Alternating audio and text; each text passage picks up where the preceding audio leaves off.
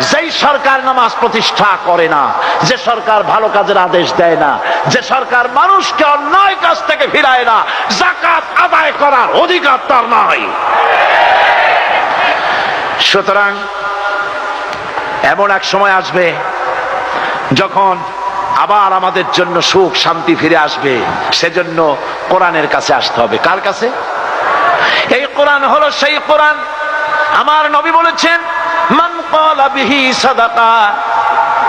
এই পল্টন ময়দানে উপস্থিত লক্ষ লক্ষ জনতার উদ্দেশ্যে রাসূলের হাদিস শোনাই, প্রাণ খুলে কান খুলে শুনুন। আমার নবী বলেন, কোরআন দিয়ে যারা কথা বলে ওরাই সত্য কথা বলে। সুবহানাল্লাহ। আপনার নেতা বক্তৃতা করতে আসে, না আছে কোরআন, না আছে হাদিস, সব নিজেদের মন গড়া কথা, ঠিক কিনা? কোরআন দিয়ে যারা কথা বলে তারা সত্য কথা বলে, কোরআন দিয়ে যারা মানুষকে ডাকে ওরাই সঠিক পথের দিকে ডাকে।